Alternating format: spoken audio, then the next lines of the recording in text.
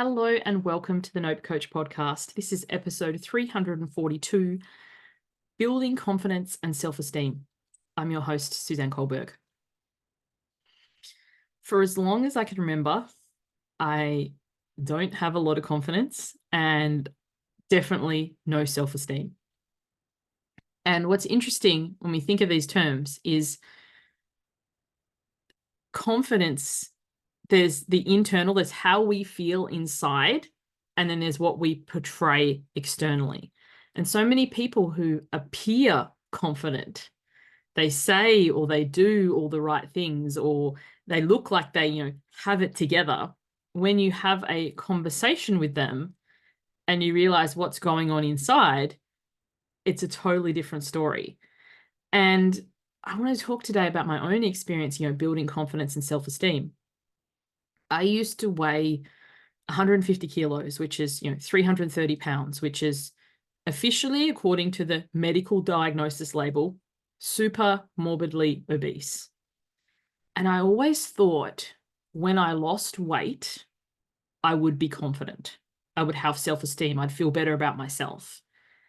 And that wasn't my experience personally. I didn't lose weight and magically become confident. My weight and my confidence weren't linked at all. What happened was, for me, and I keep this piece of pyrite, like fool's gold, on my desk to remind me that the external, like the achieving of the goal, isn't what gives me confidence or self-esteem. Those things come from within. So, like, what did I want to do?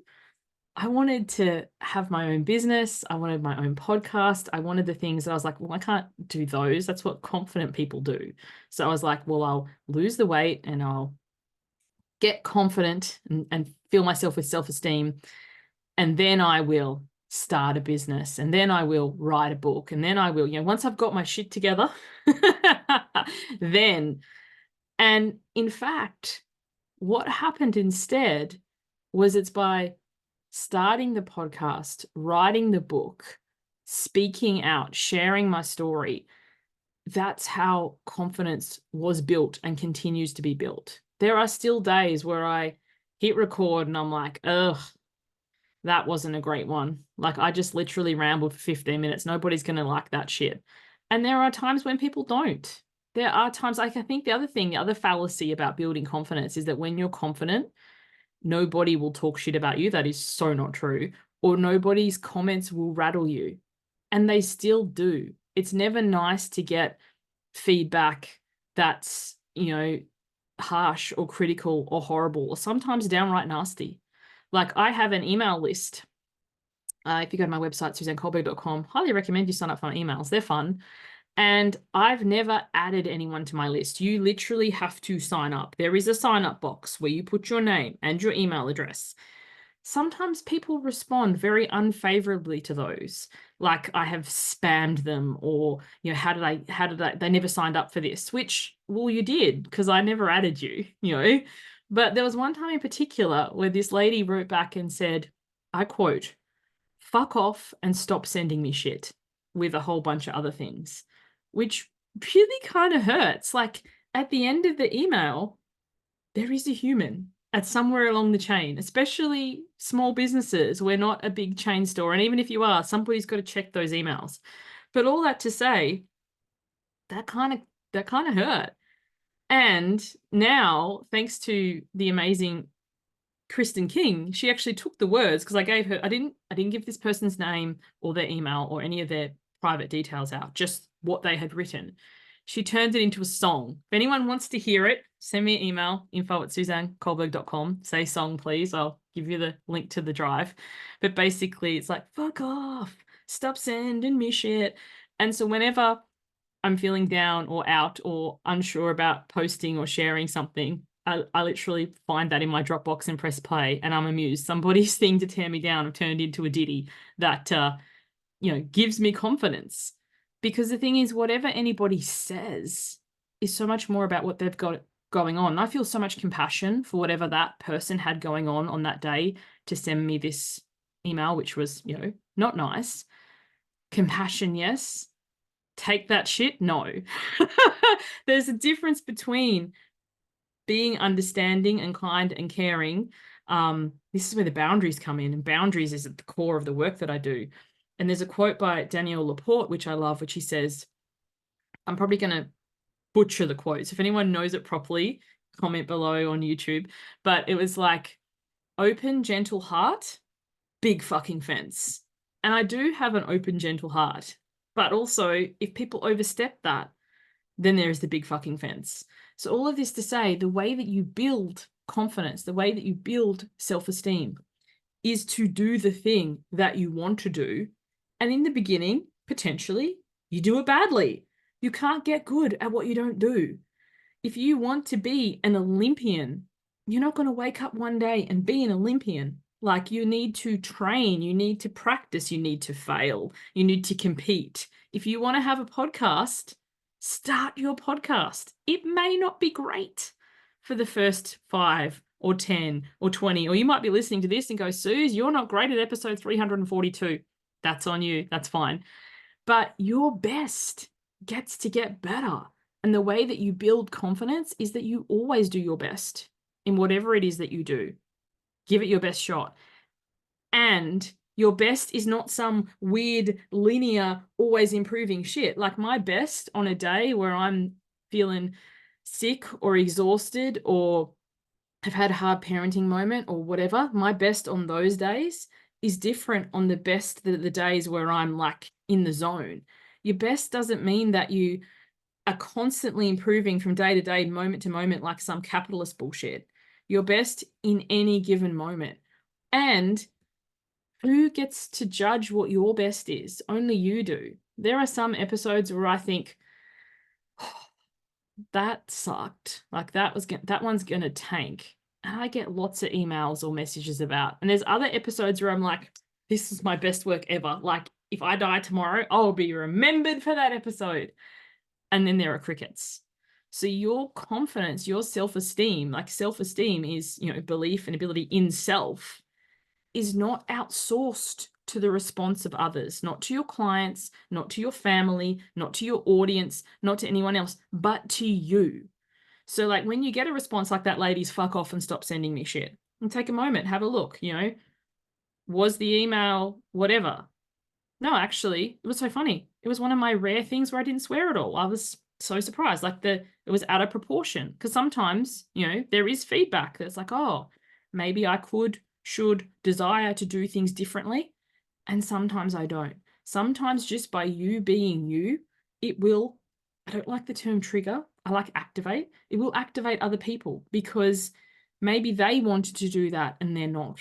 Or maybe they feel by you shining, they, instead of feeling invited to shine, they're feeling like they want to be doing more and they're feeling less than. That, we don't know. Our work isn't to get into the psyche and whatever of others. Like, the whole idea of confidence and self-esteem is it comes from within. So if you are feeling good about what you're doing, how you're showing up, how you're being in the world, and just a caveat here, nobody's perfect. We all have moments where we snap at a partner, yell at a kid, are abrupt or rude with somebody, whatever. Like, we're not looking for perfectionism here. Perfectionism leads to procrastination, leads to us never actually taking any action or doing anything. It's like, we're always doing the best with what we have in any moment. And some days we have more available than others, but we're still showing up in the best way we can, having that self-confidence and self-esteem and self-compassion that, like, oh, perhaps I shouldn't have said that or done that, or perhaps I know for next time. Like, I just, at the time of recording this, we're in my final round of my program, Why Wait? My website's about to be updated. That program is finished.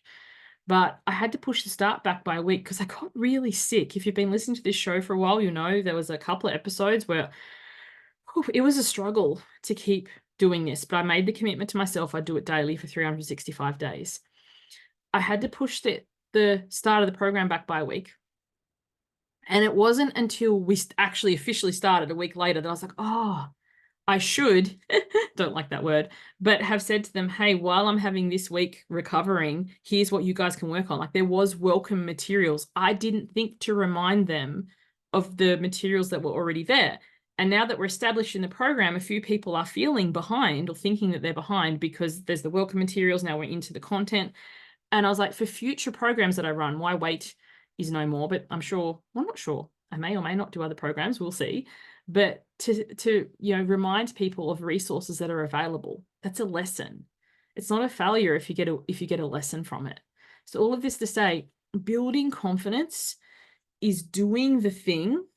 And you might be like, okay, well, Suzanne, I want to run a marathon, and right now I'm a couch potato. So if you're saying I build confidence, do I go out and run a marathon tomorrow? Don't take this advice to the extreme or to a way that's going to result in injury or whatever. What can you do today? Like as I said, used to weigh 150 kilos, 330 pounds. I could barely get off the couch. I had such a bad back. But what I could do was go to the pool, and I had to go to a pool with a ramp because I literally couldn't climb in and out. But one of those ones where you walk down the ramp. So I would walk down the ramp and back up. And then I'd walk down the ramp and walk a lap or 2 laps. Like what you can, do what you can with what you have. If you want to run a marathon and you're currently on the couch, build up to it, but start today. If you want to start a podcast, what I did was I guested on podcasts. So find some that you enjoy listening to, go to their website, look, do they have an application form? Apply to lots, because there might be cases where you get rejection and people say no, or you hear nothing and there's crickets. But, if you want to be a speaker, speak. If you want to be an athlete, move and work your way up and start where you are. And as you get fitter and stronger, whether that fitness be your physical body, if you're doing athletics, or your ability to pitch and put yourself out there, or create your own stage, whether it's speaking, but start and become confident along the way, refine, improve, get better, baby steps, rather than, oh, one day. Because, we've all lived on one day I'll do this, one day I'll do that. Like one day is today.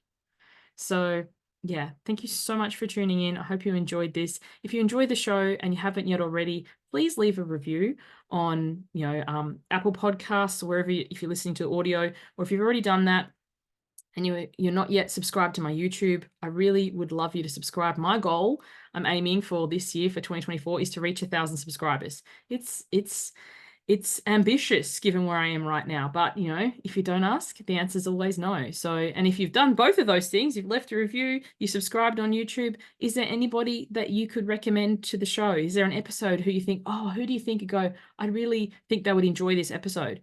Share the link. You don't need to share it on socials. You could literally just send it to them via Facebook Messenger or email or text. Say, hey, check out this episode. I really, really appreciate that. Thanks for tuning in. Hope to catch you on the next one. Bye for now.